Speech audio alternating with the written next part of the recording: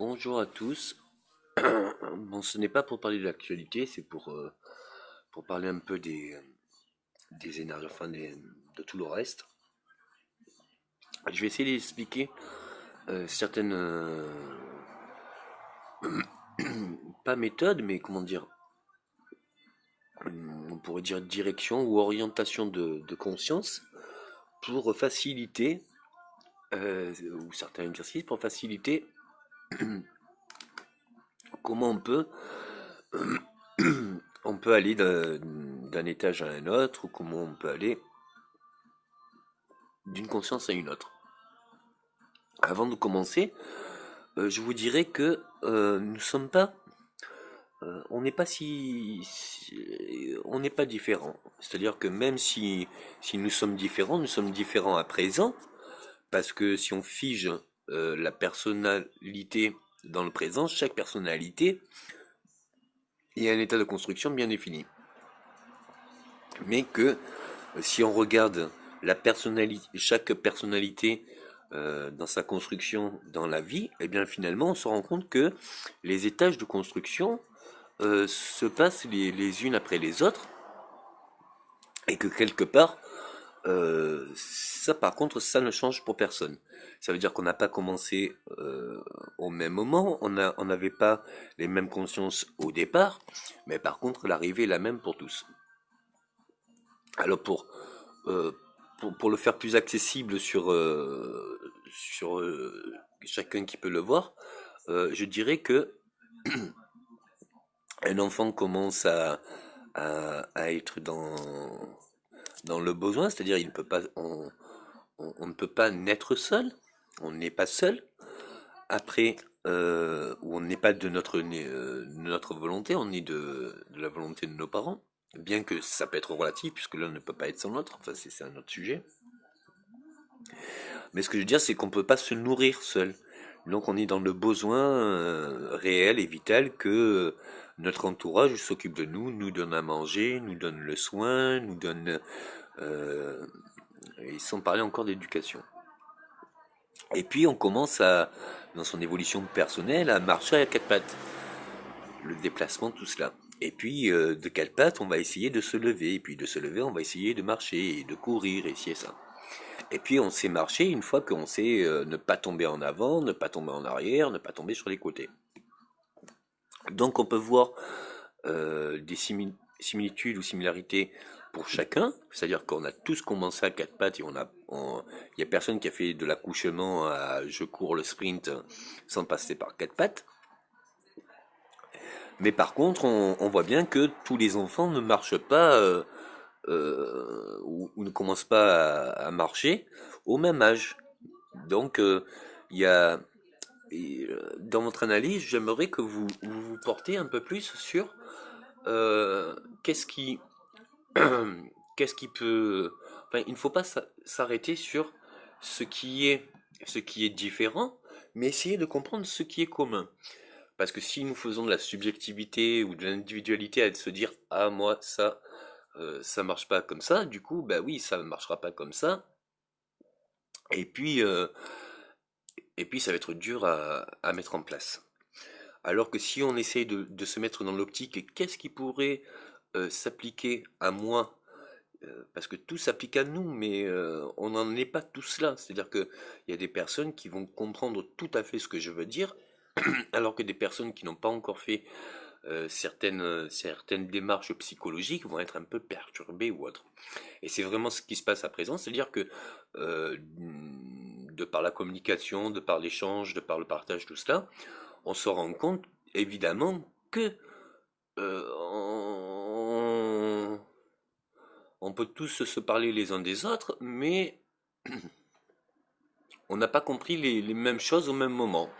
Mais par la communication, on peut arriver tous au même résultat de conscience. C'est-à-dire que quelqu'un de plus élevé, alors je dis élevé, ouverture, hein, c'est-à-dire conscience aboutie, ce n'est pas la réalité absolue, c'est la réalité approfondie d'un niveau plus profond, mais ce n'est pas la profondeur absolue, dans le sens qu'il y a toujours plus profond que le fond, pour, pour chacun des sujets.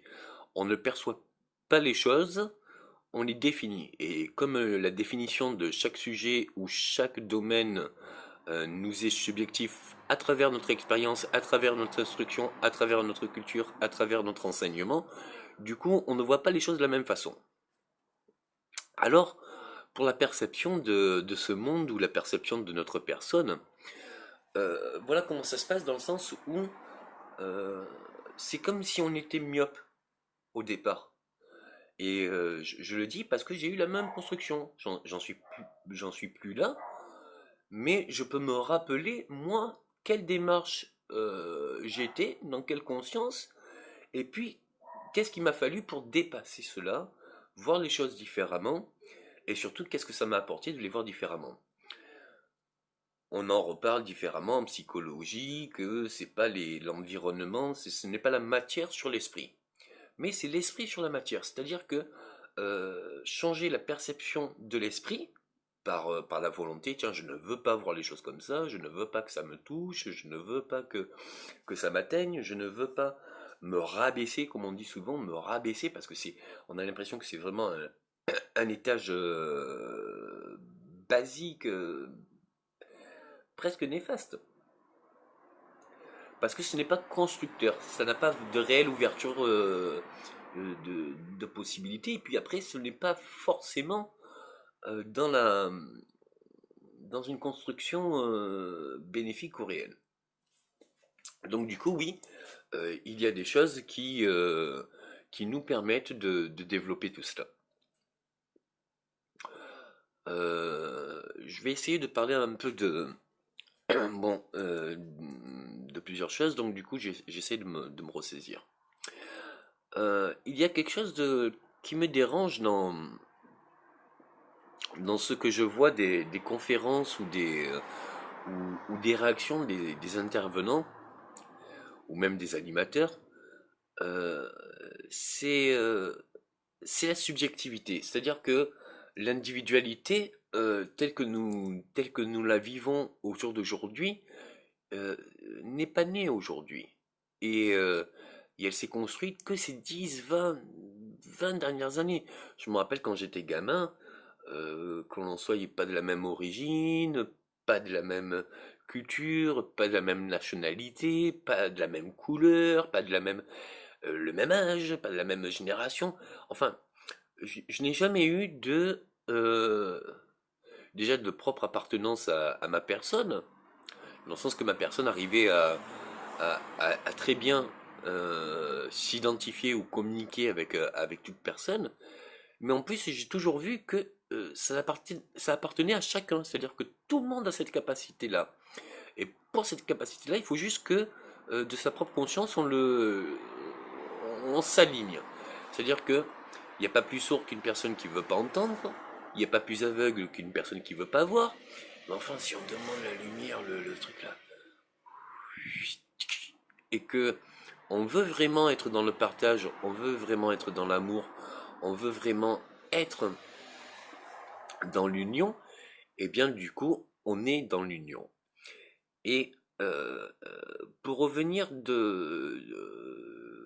des fluides, des accords, des tripes, du cœur, de l'intellect, du mental, de la conscience, de l'esprit, de notre âme, pour différencier tout cela, je dirais que il ne faut pas il ne faut pas du tout se figer vers quelque chose euh, de, euh, comment dire,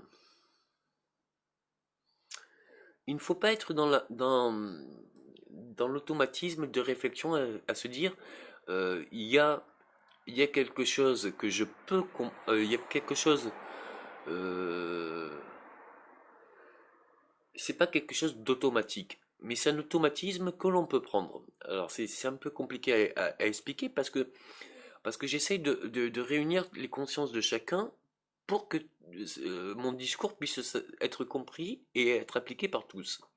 Mais comme on n'en est pas tous dans la même, dans la même, dans les mêmes auto- automates, donc du coup on n'est pas dans les mêmes automatiques, donc du coup c'est un peu délicat.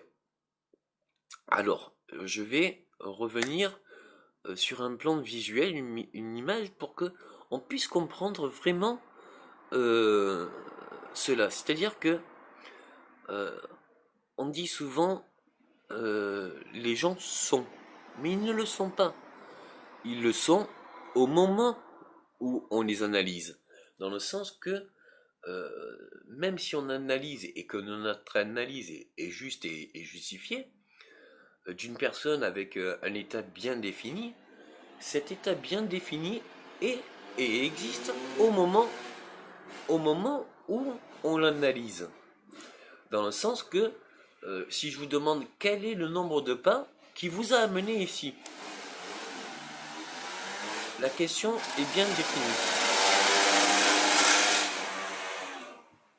La question est bien définie et qui fait que euh, il y a un réel nombre, il y a un réel nombre sur le nombre de pas qui nous a amenés avant même de poser la question. Et là où c'est intéressant, c'est pas forcément la question, mais c'est la réponse. Dans le sens que il y a des personnes qui, à l'écoute de cette question, vont commencer à réfléchir le nombre de pas, mais la différence, c'est à quel moment on commence à compter. Dans le sens que, est-ce qu'on commence à compter au début de la journée, au début de l'année, au début du mois, ou au début de la vie? Et après, est-ce que la réponse, c'est-à-dire la question peut être réelle, mais la réponse est subjectivement réelle dans le présent, mais ne peut pas être définie de futur, proche ou de futur. Dans le sens que même si on arrive au nombre exact et être dans l'exactitude et l'objectivité de la réponse, à dire le nombre défini qui nous anime, du coup on ne peut pas, ce n'est pas le dernier pas qu'on va faire de sa vie. Donc la réponse est égale à la question que l'on pose. Et la question la plus réelle, pour faire comprendre de la grandeur ou de l'impossibilité de réponse, c'est quel est le nombre de pas que tu feras dans ta vie? Ou alors quel est le pas qui te fera la compréhension? Dans ton cheminement, dans ton parcours, dans ta continuité, dans ta construction. Et tout cela est très cyclique. Mais ce n'est pas un rond dans le sens, c'est un éternel recommencement, mais on ne revient pas au même point de départ.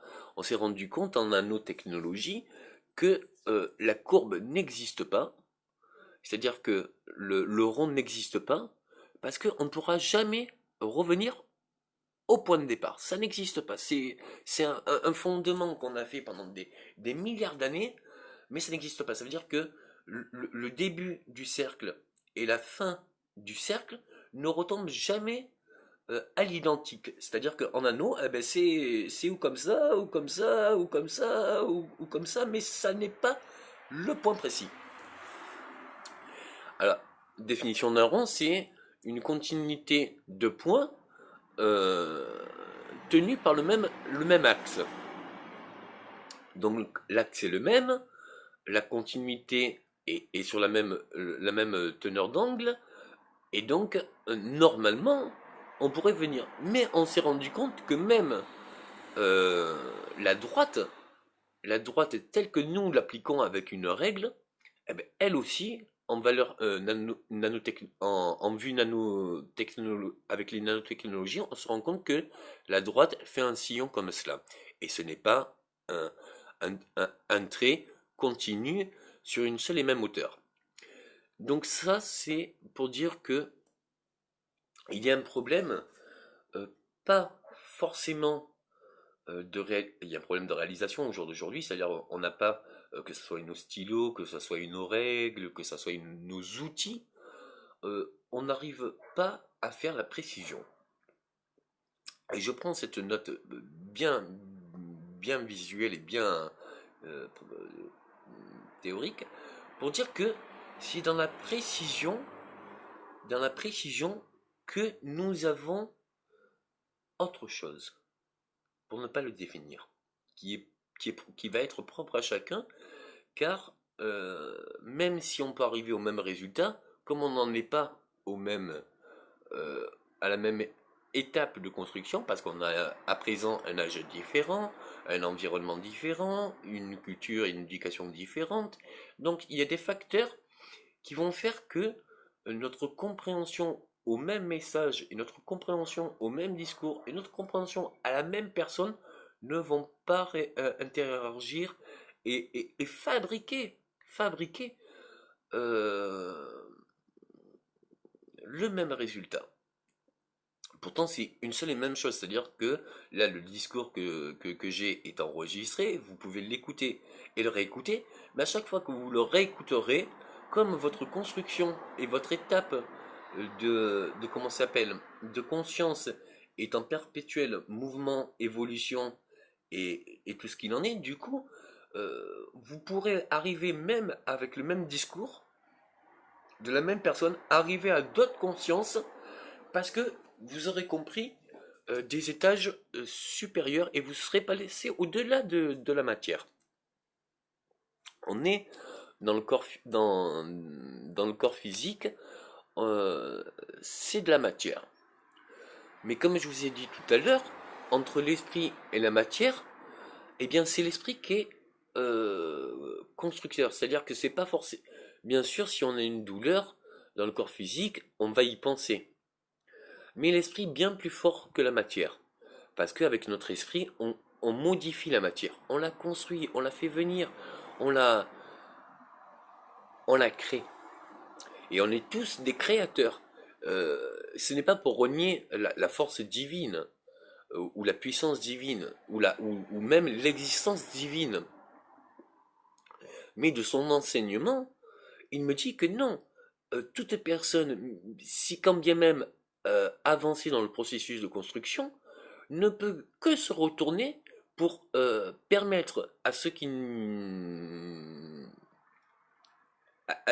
ont le besoin de progresser dans le même élan.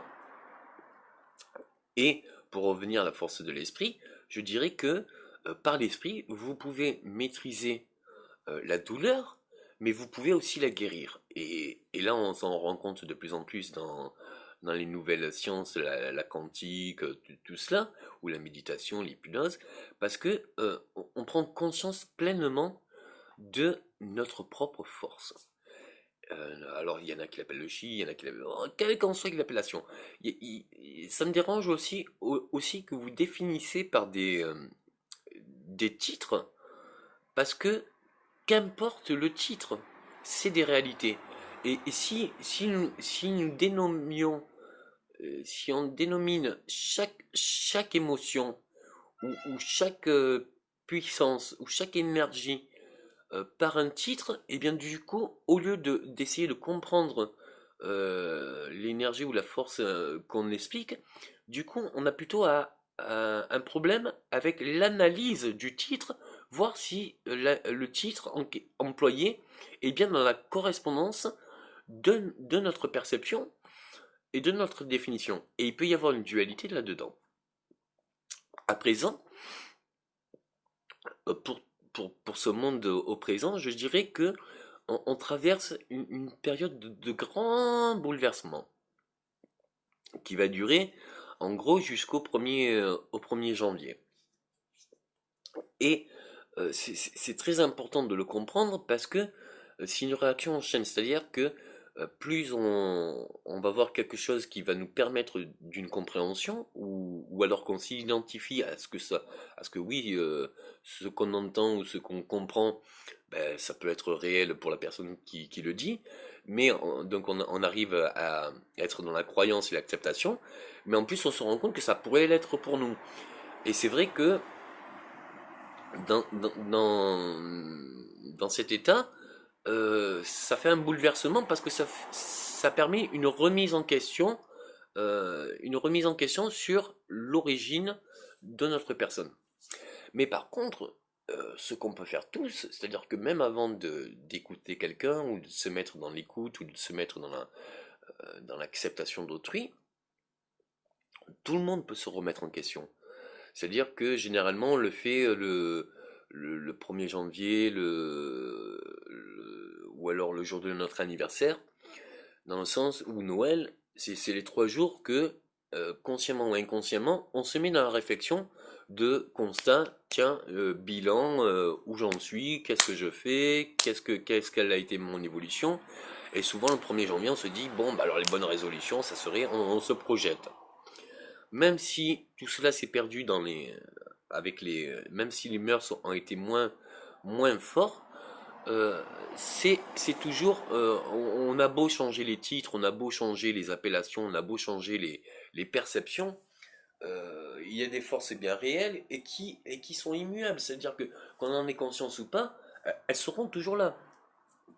Et c'est juste nous qui en prenons conscience ou ou, ou- ou qui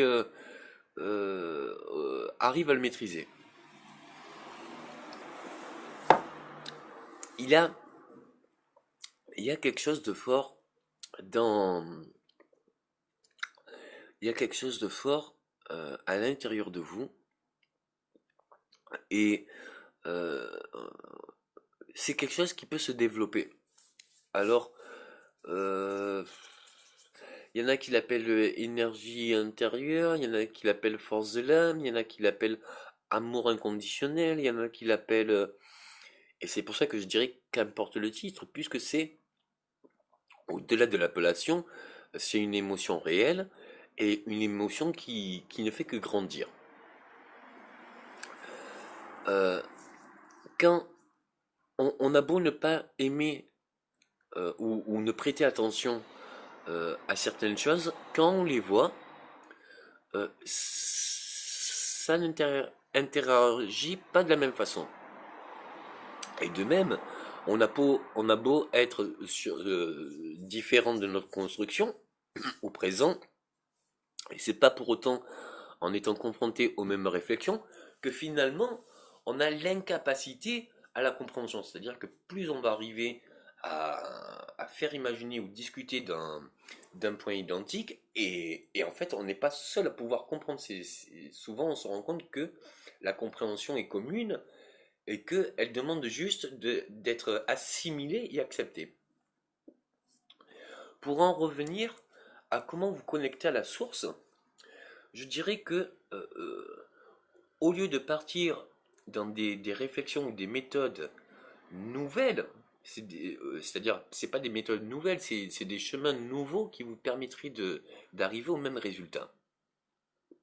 Je dirais que vous aviez, il y a quelques années ou quelques décennies, selon l'âge, on était tous connectés à la source. Et bien souvent, euh, nos enfants le sont encore.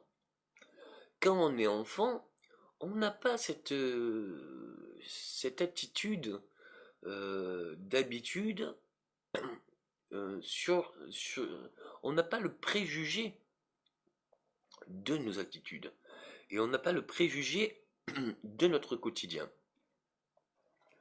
On vit les choses, on les vit et on les ressent comme si c'était la première fois, c'est sûr, mais on les ressent dans son totale intégrité.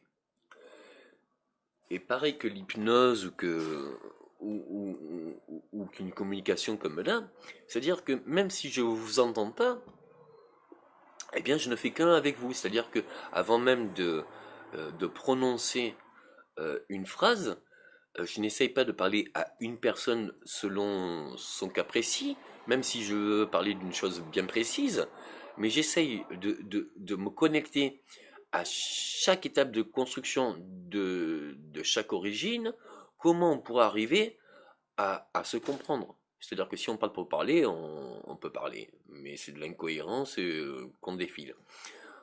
Or, la communication, c'est se mettre dans la peau de la personne qui l'entend et à son niveau pour qu'elle puisse comprendre ce que j'essaye d'expliquer. C'est-à-dire que déjà, c'est encore au présent quelque chose qui est assez délicat de pouvoir se mettre dans la peau de quelqu'un. Du fait de 20 ans de manipulation sur l'individualité, la mondialisation, enfin tout ce qui a été néfaste sur l'unité. Et ça me dérange que vous développez l'unité, qui a été déjà très développée, parce que ce n'est pas l'unité qu'il faut développer, c'est l'union de l'unité, ou l'unité dans l'union. Mais on ne peut pas au contraire, on ne peut pas continuer dans l'unité, dans le sens individualité. Nous devons continuer dans le sens unité, constitution identique, de l'espèce ou autre. Et ce n'est pas de l'espèce, parce que sinon on ferait que développer les humains et rabaisser toutes les forces de la vie. Donc c'est s'unifier de la vie. Alors on pourrait débattre sur tout ce qui est la vie, les forces de la vie, l'amour, la passion, la joie, la tristesse, la haine, les forces constructives et destructives, mais c'est autre chose.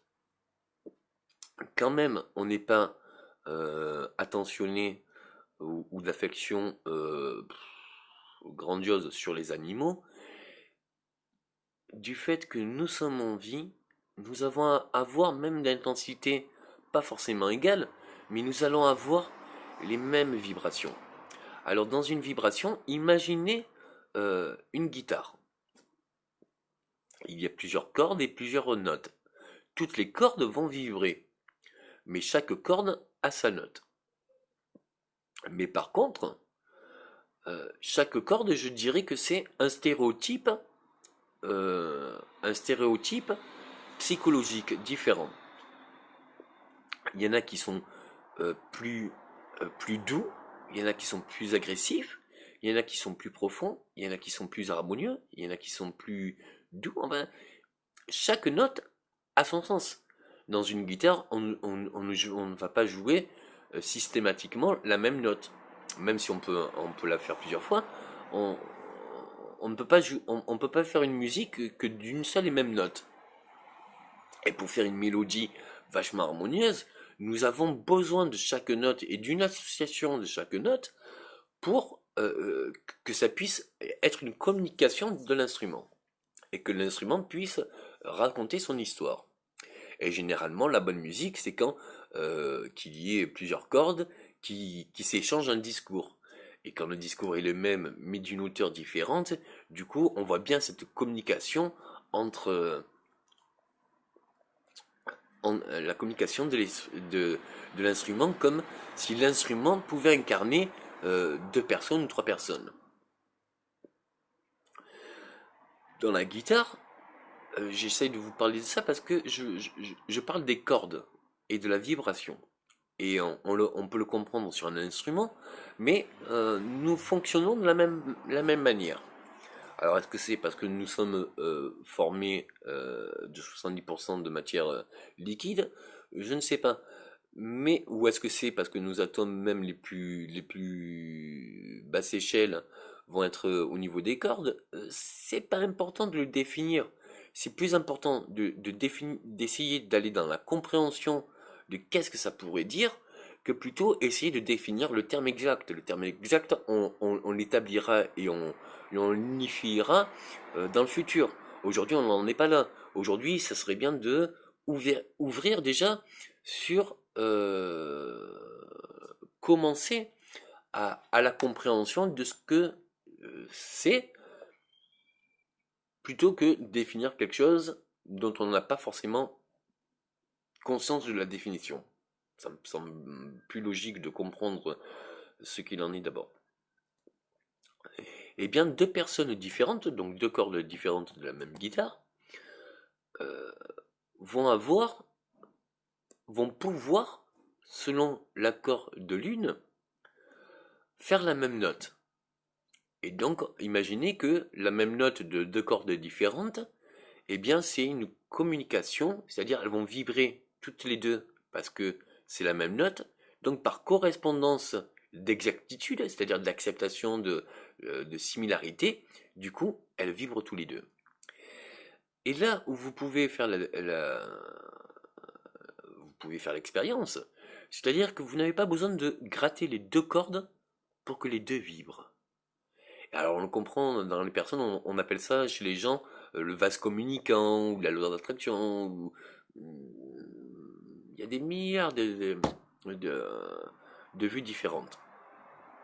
Et c'est pour ça que j'essaie de ramener ça sur un plan physique, parce que j'ai bien compris que pour vous expliquer votre état spirituel ou vos étapes de conscience ou vos étapes de construction, il fallait ramener la même la même pensée ou la même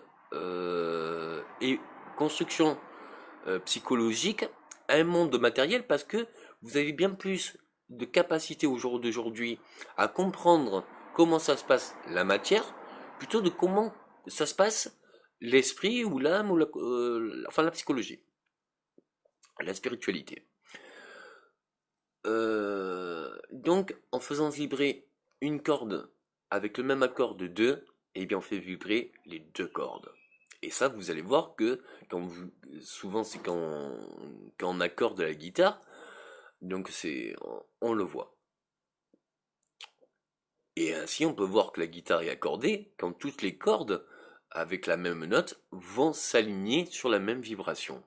Et que on commence par la première et ça fait vibrer la seconde. Je pourrais vous faire une démonstration sur un clip.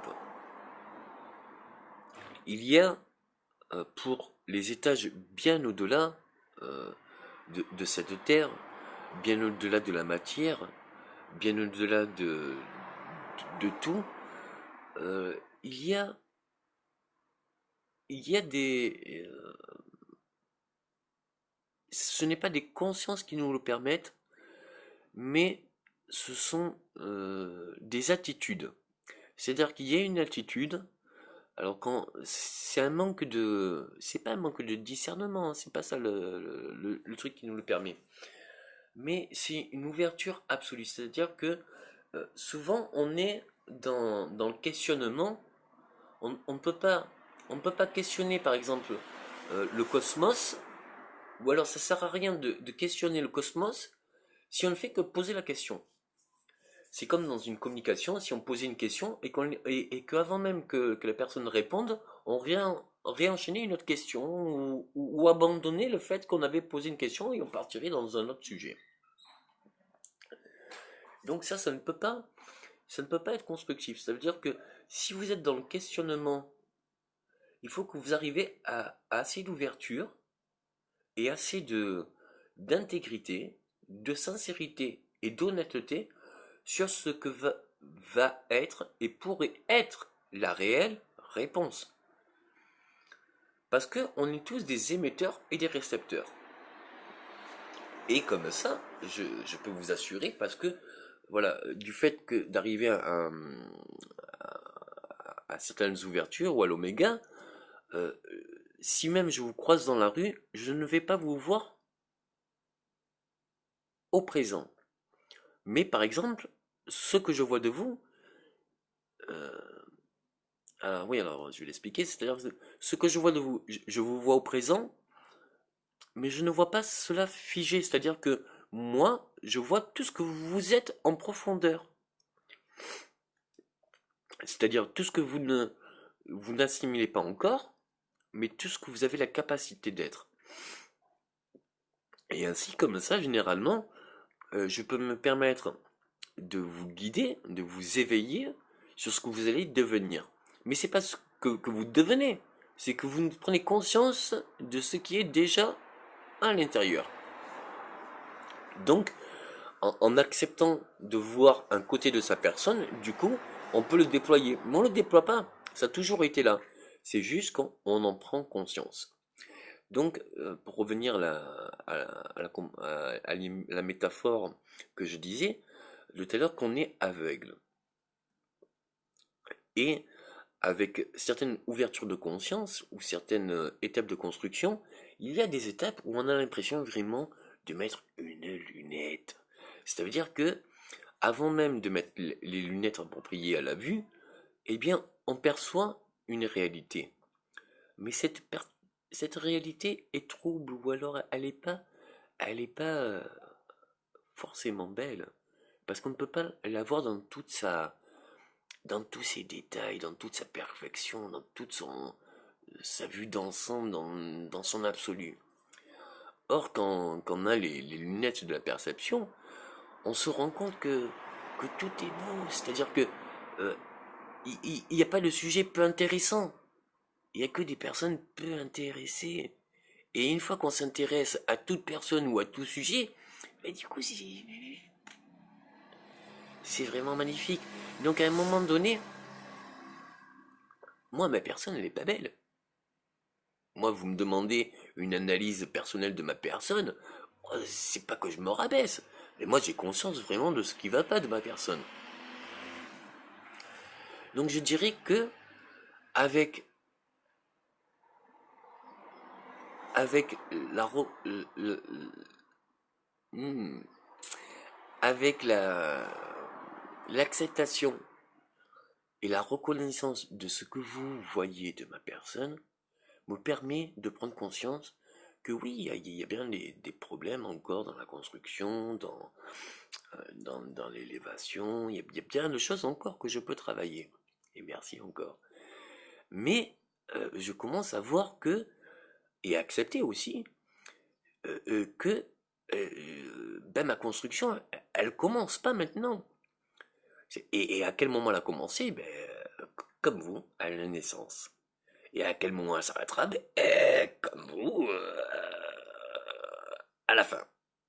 Et à ce qu'il y aura une fin, c'est ça le problème.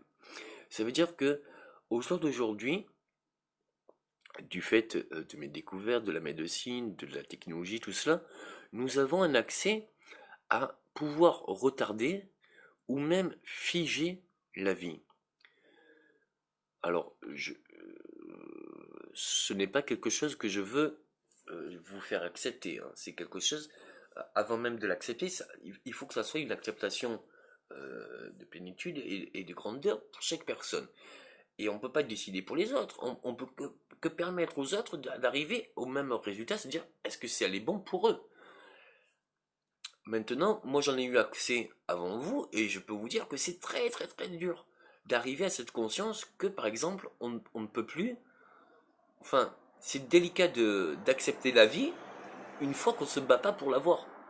C'est-à-dire une fois qu'on peut tout vivre et qu'on est surtout obligé de vivre. C'est-à-dire que on n'a plus de réticence à la vie, ou on n'a plus de possibilité de mourir. Bien du coup, il y a la question qui se vient en fondement, excusez-moi si ça va vous perturber, mais ça revient en fondement, c'est-à-dire, mais alors quel est le sens de vivre puisque je vis que je ne peux pas mourir? Quel est le sens de faire puisque je peux faire? Pourquoi faire si je sais que je peux faire? Donc il y a une conscience qui vient après à se dire, puisque je peux tout réaliser, et que la réalisation ne, ne vient que de ma propre volonté, est-ce que je le veux? Ou est-ce que c'est bénéfique dans ma construction de le vouloir? Et c'est vrai que ça c'est un étage un peu au-delà, qu'on a conscience qu'on est tous des créateurs et qu'on peut tous créer, et qu'on peut... Et du coup, on se rend compte que pourquoi la réussite? Pourquoi l'ego? Pourquoi aller vers le pouvoir? Pourquoi aller vers des choses individuelles comme cela? C'est comme si, imaginez le cercle, c'est notre personnalité, ou notre âme, ou notre personne. Quelles qu'en soient les directions de l'axe, c'est-à-dire de notre moi intérieur et de nos expériences extérieures, on fait des allers-retours. Et chaque direction va être un sujet ou une qualité ou quelque chose de différent. Aller vers l'ego, aller vers le pouvoir, aller vers la matière, nous, nous fait rendre compte que, ou une fois qu'on a une certaine ouverture d'esprit, on se rend compte que tout cela c'est subjectif. Et dites-vous bien que même au-delà de mes propres réalisations, euh, que je commence à accepter qu'elles sont réelles et qu'elles sont pas moindres, eh bien je peux vous assurer que quel qu'en soit le nombre, ça n'a aucun sens. Quel est le sens de réussir si ça ne réussit qu'à moi? Quel est le sens d'avoir si je suis seul à avoir? Quel est le sens de pouvoir définir si je suis le seul à exprimer? Quel est le sens de compréhension si je suis le seul à comprendre? Enfin, ou de réalisation. À un moment donné, on se rend compte qu'on n'a plus le choix. Parce que ça n'a aucun sens. Et que euh, ce qui nous permet d'aller au-delà de la matière, ce qui nous permet d'aller au-delà de nos capacités, au-delà de notre force, au-delà de notre base, Eh bien, c'est surtout la volonté de dépassement. Et par contre, la volonté de dépassement, on le voit tous dans notre instinct, qui est la satisfaction personnelle, la réussite au sens, pas réussite financière ou réussite matérielle, mais au sens réussite, aboutissement, réalisation de soi. Parce qu'on, dans l'instinct, on cherche tous à se déployer, à se définir, à éblouir. Mais pas éblouir pour illuminer l'autre, éblouir d'abord pour sa personne. À un moment donné, quel qu'en soit ce que les autres nous perçoivent, si nous on n'est pas satisfait de notre personne, du coup on va continuer à aller devant, à aller de l'avant. Et quel qu'en soit l'imbut de notre personne à se satisfaire, si aux yeux des autres euh, on ne correspond pas, du coup, ça n'a pas de sens non plus. Il y a un moment donné où, dans notre construction, on se remet, dans cette évolution, on se remet à se dire, mais quel est le sens profond? Quelle est l'utilité à cela? Et si l'utilité n'est que mienne, on se rend bien compte que ça n'a aucun sens. Ça n'a aucun sens. Donc, c'est comme pour, par exemple, manger. On sait tous que l'on mange pour sa propre personne. On fait un repas pour sa propre personne. Mais imaginez que vous êtes le seul à pouvoir manger sur Terre.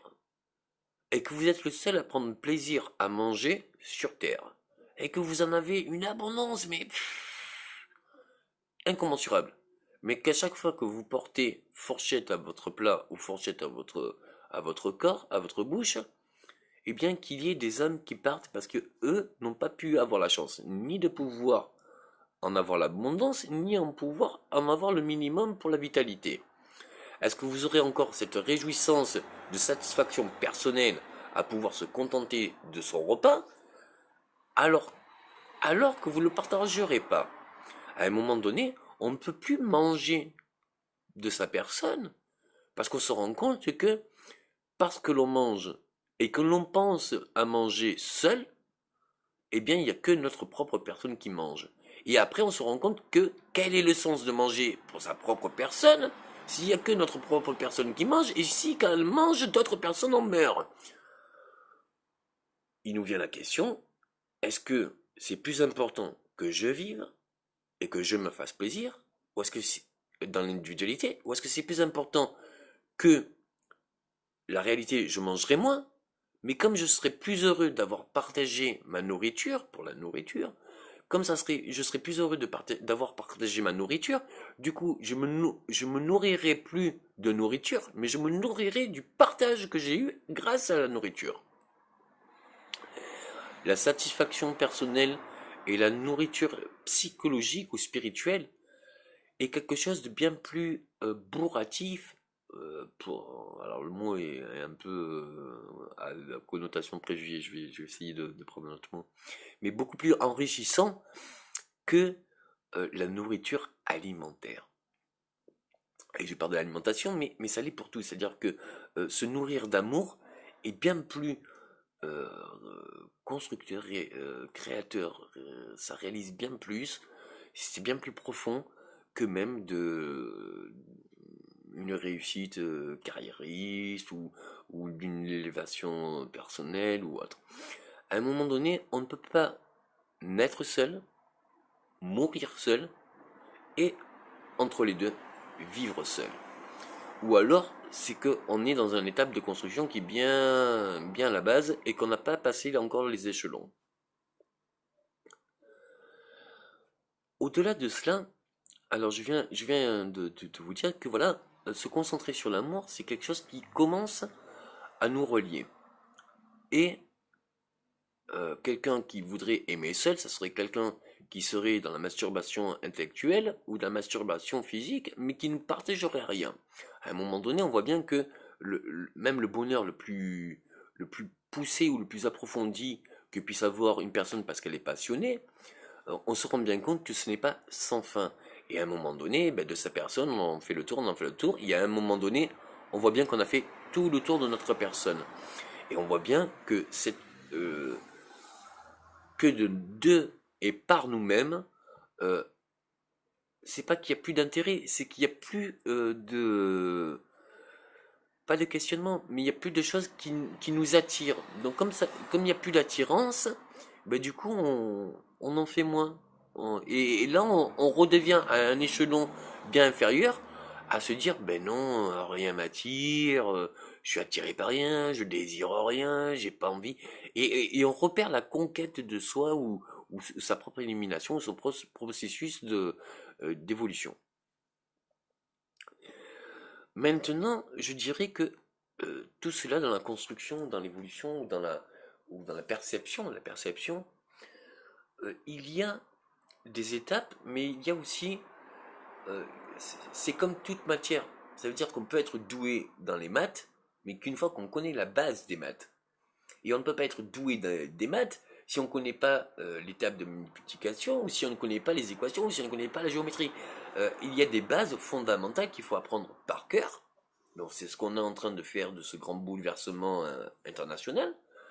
Mais à un moment donné, le développement de cette base va être personnel. Et ce développement personnel va servir au commun. Mais on a besoin de se construire seul pour pouvoir donner à tous. Et on a besoin de tous pour se construire. Donc il y a ce vase communicant euh, que nous sommes vraiment très liés. C'est-à-dire que si je vois que quelqu'un s'élève à côté de moi, dans une matière ou dans une conscience, si ça ne fait aucune correspondance de vibration comme la corde, et si c'est pas sous le même accord, ça va être de l'indifférence. Mais dès que c'est un sujet euh, qui va m'attirer, ou qui va me séduire, ou qui va me toucher, du coup, ça va me donner l'envie de correspondance. Et avec le désir et la volonté et, et la passion de le réaliser, ça va me donner une force que vous pourriez le pratiquer nuit et jour, 7 jours sur 7 et pendant des années, que vous ne serez jamais fatigué. Parce qu'on ne se fatigue pas d'une passion, on la réalise. Et c'est pour ça que je dirais, ne choisissez pas un, un métier alimentaire pour une sécurité financière, parce que vous aurez peut-être le minimum financier, mais quel conseil, le temps que ça durera, vous vous rendrez compte que votre quota d'acceptation de votre action et, et, et, et le multiplicateur avec le temps, il va arriver à un moment donné où vous allez sortir une soupape, ou vous pétez une soupape et vous n'acceptez plus le métier ou l'action que vous faisiez avant, ou alors vous vous éteignez, c'est-à-dire que vous n'arrivez plus à le désirer, vous n'arrivez plus à vous épanouir, vous n'arrivez plus à le vivre. Donc, au lieu de continuer euh, dans cette escalade, je parle d'escalade parce que il n'y a, pas plus bas que le moment où on n'aime plus ce que l'on vit et qu'on se sent emprisonné pour X raisons, par crédit on se sent emprisonné de cette action. Vaut mieux faire une action peut-être moins grande au niveau rapport financier, mais qui est plus enrichissante au niveau spirituel, parce que on grandit, et le fait de grandir va amener une certaine grandeur qui après pourra nous permettre d'accéder à une autre activité qui sera encore plus grande. Mais c'est comme euh, c'est comme quand on voit un enfant pour travailler de ses passions. Je vais vous montrer une passion qu'ont les enfants et vous allez vous le comprendre de suite. C'est comme si un enfant qui s'éclate dans l'eau et qui joue avec tous ses collègues dans la piscine ou autre, c'est comme si on l'arrête et qu'on lui dit, bon, alors attends, est-ce que tu es sûr que tu n'es pas trop fatigué? Est-ce que tu es sûr que tu veux faire 1 heure supplémentaire? L'enfant, pour lui, c'est pas un travail. Et pour lui, il n'a pas l'impression de faire des efforts. Et il a beau avoir développé toute son énergie à nager, à jouer, à tout ce que vous voulez, il en redemande encore. Il s'éclate à faire ça. Eh bien, quand on travaille de ses passions ou quand on travaille dans notre propre émotionnel, euh, on, on, on ne l'use pas.